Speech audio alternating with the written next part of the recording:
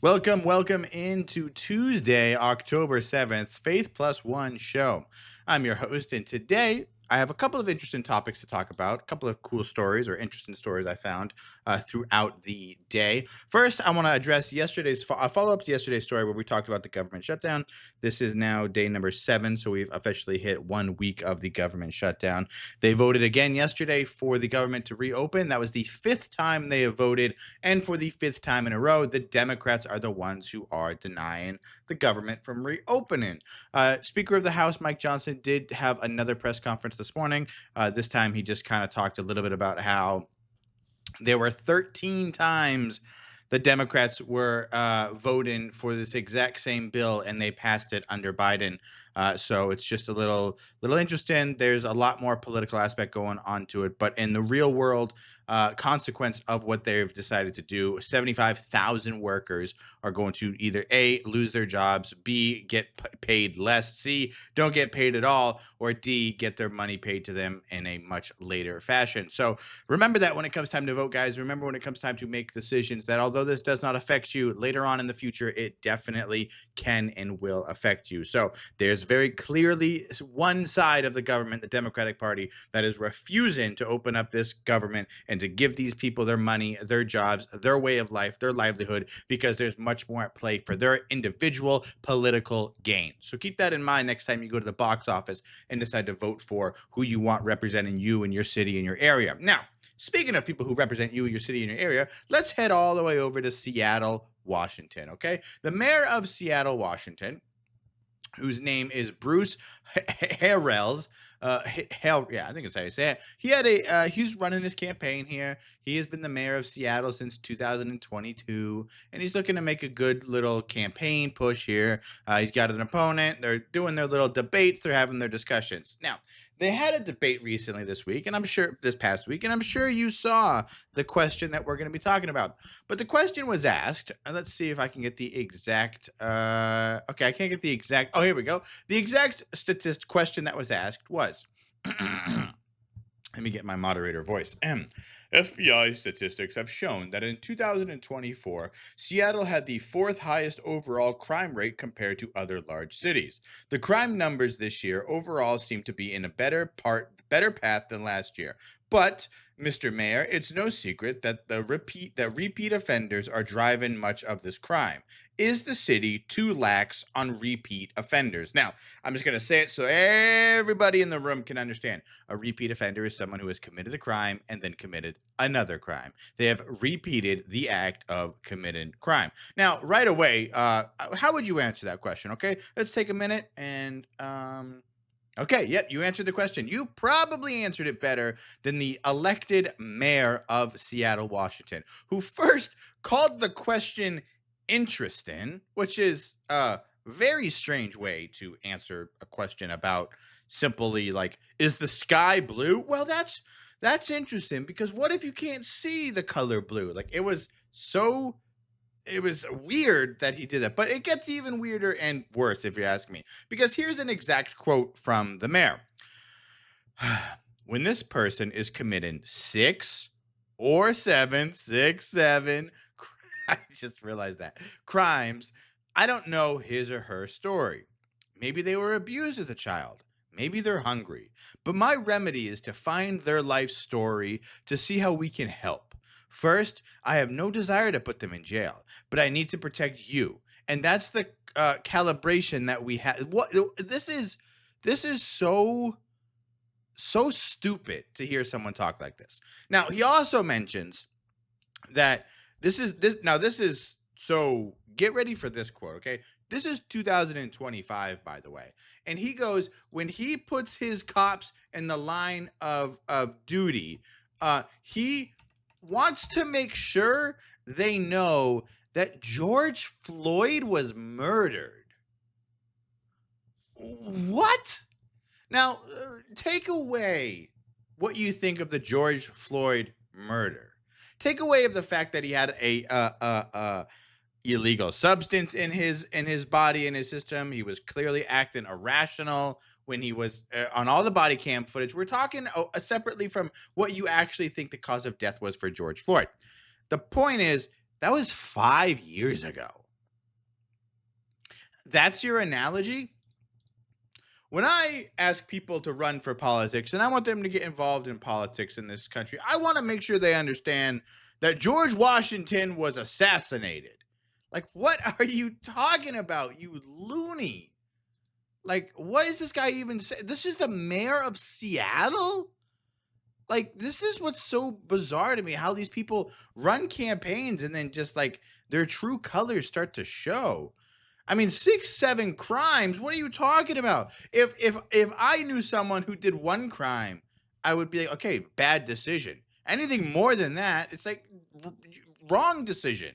You know, a crime is a bad decision. I don't care if you're hungry. There's a lot of other ways to figure out how to do things. And he paints the picture of like, it's just the guy who's, from that first scene. What is it, Aladdin? Or what movie is it where the animated movie where the guy steals the food and he runs back to the shed and he gives it. Is that Aladdin? I don't think it's Aladdin. I don't know what that is. It's like, it's not every criminal out there. And you're the fourth highest crime written city in the country. I mean, you think maybe you guys want to tighten up those grips on the old criminals over there? It might be something worth doing. But that was really sort of an interesting thing. Next, I want to talk about something that's not interesting, but definitely boils blood. And I'm going to advise you this. I don't like to do warnings because you're adults or you're people who are consuming content. And I think that's kind of a cash grab. But I will say, of all the stories I've covered, this is the one that infuriates me the most. Okay. Video shows a New Jersey home health care aide allegedly shoving 85-year-old woman with Alzheimer's. Now, this video, I don't know if I'll play the whole video. I will. You'll see the video up until the woman makes contact with the wall, because this healthcare aide, clearly is just unprofessional and unequipped for this sort of position. And she very clearly on video pushes this frail, brittle, old woman, which looks like onto a bed, and then she hits her head. And you can hear the old woman scream in the video. And then the home health woman, she contacts the family, and this is the text that she sent to the family. She said, "Your mom bumped the back of her head on the railing of the bed. Couldn't catch her before she hit it." And this is like this when I first watched this video, I got so angry about this because this home health person just pushes her into the bed and she hits her head. Now, this woman is an 85-year-old woman by herself, which is already an old woman who doesn't have the mobility skill, doesn't have the motor skills to prepare for any sort of thing like this, but also has Alzheimer's. The daughter of this elderly woman said she has the brain functionality right now of like a 2-year-old, right? Because Alzheimer's is like it's a brain disease, and it affects your ability to use your brain. And so I think it's something that I was explained to really early on, when I was younger and I had some family members who die, who were up in age and they were dying. They say once you reach a certain age, your mid to late 90s, it really becomes one of three things that get you. Cancer gets you, Alzheimer's gets you, or cardiac arrest, like a heart attack. And so I know the position that this family's in, to have such an elderly woman who has one of the deadly, three things that is, they can see the end of the line for this woman's life.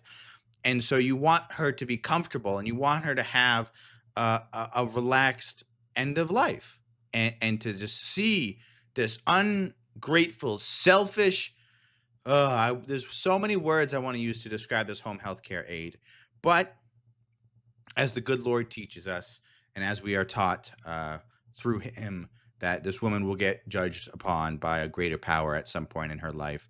And it's not our job to pass judgment, but it is just hard to watch someone who is supposed to be put in one of the most caregiven roles as a home health aide treat someone so poorly. And so I hope she gets punished severely. I hope we get to see her face. I hope we get to see who she is. You know, a lot of the times stories like this, they always remind me of that woman who called 911 when her car was flooding, and the operator was really just kind of mean to her. And turns out later that the operator was on her last day, and she just really didn't care. And I think there's no exception for not caring when it comes to home health care. And I think there's no exception to not care when you're helping the elderly. I just think it's unacceptable, and I think everyone should care about it. So if that story wasn't sad enough or bad enough, then we have to talk about sports, and not really sports itself, but we're talking about ex LSU wide receiver Kyren Lacy. Now, this is a story that, again, I think a lot of times with stories like this, we immediately jump to the race card of it.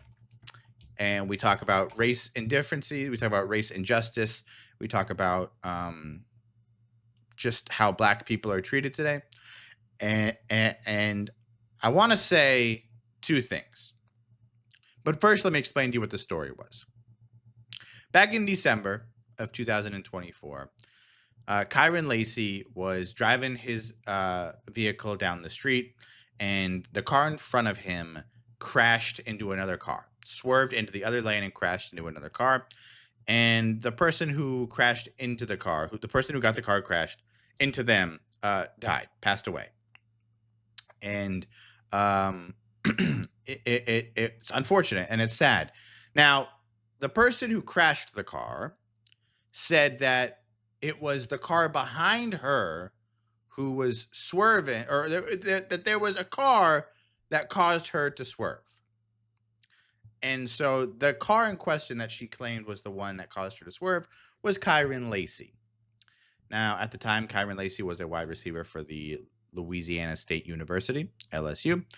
And to make things smoother for this process of talking about it, Lacy was essentially, he was arrested, and he was taken, and he was under arrest for aggravated manslaughter, I believe it was, or aggravated manslaughter, because he wasn't the cars that crashed, but they were saying that he was the reason the cars crashed.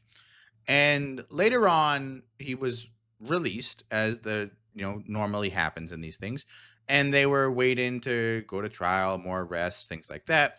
And during that time, there was a call from a family member of Kyren Lacy who said that there was a domestic dispute and that Lacy had fired a gun into the ground during a verbal argument. The police showed up, and Kyren Lacy had already fled in his vehicle. In that vehicle, they got into a chase, and when the vehicle came to a stop, Kyren Lacy did what far too many people do in this country, and he turned his own gun on himself and pulled the trigger. Now, there are two major things to this situation. Number one, it has come out now recently. This is why we're talking about it now. Kyren Lacy had zero impact in that accident that caused that first car accident that caused that man to lose his life. He had zero. In fact, his lawyer, who, bless his heart, is a man who I hope has a lot of faith, because this lawyer, he did the work of an angel by staying true and fighting this case even after Kyren Lacy had died. Because we just found out the other day, Kyren Lacy was 71 yards away from the vehicle when it crashed. That's more than half a football field. That's almost 3/4 of a football field away. I want you to go outside next time you drive, and I want you to imagine how far back 71 yards is, and you tell me that you think that's a good enough distance to cause a distraction. No. This person lied, blamed Kyren Lacy, got him arrested, got him to go through probably the most traumatic thing of his entire life, most traumatic experience that then caused him to no doubtably become a worried, scared 24-year-old man. That is the reality of what happened. And I have to believe that even at that time, Kyren Lacy knew that he was innocent, and he knew that at some point he was going to be proven innocent. The domestic dispute, the firing of the firearm, and then the eventual discharge of the firearm into himself to take his own life, I don't necessarily think that that is the result of because he was accused of aggravated manslaughter. I'm not speculating his personality. I'm not speculating who he was or how he acted. All I'm speculating is that he's someone who you have to sort of, I think it's very important that you look at these as two different things. He had to have known that he was innocent from the car crash. He just had to have known that. And if they obtain, as soon as they obtained this video, they had to have known that he was innocent. Just had to have. The discharging of a firearm, the resisting the authorities when they approached, the fleeing in his own vehicle, obviously that amplifies his frustration, and he probably was really scared, and he was probably worried as a black man in this country of how he was going to be treated. But they're two separate instances to me, and I think that's something that's not being differentiated enough, because a lot of people are saying that he killed himself because the police were chasing him because they wanted him for murder. That's not what happened. He was in the process of being arrested for murder, and then he had a separate incident that caused the police to show up. He ran. He did not follow lawful order. He then saw his only option, which far too many people do in this country, was to just end it himself. And so the thing is that we're not even at a year past the initial arrest. So it would have been a very hard year, and it would have been a very hard experience for him. But he had to have known he was innocent. He had to have had the lawyers know he was innocent, and it had to have been something that they had to just been telling him, just relax, dude. Like, we'll get there. It's going to be rough. But again, I'm not in those situations. I've never been in those situations. I'm not going to pretend to know how to be in those situations. But what I will pretend to know is that I don't mean pretend to know, but what I do know is that it's not fair to bunch these two situations up together and to blame it for being race. There was a white officer who did really shady reporting, and I just think that's something I really want to talk about. So that's it for the Tuesday episode, guys. Thank you so much for watching and listening. Hope you guys have a wonderful day. Make sure to stay happy and positive throughout your day. Make sure to open up your Bible, get a little bit closer to God. Praise Jesus. Forgive someone today. Forget something. And I'll make sure to see you guys in the next one.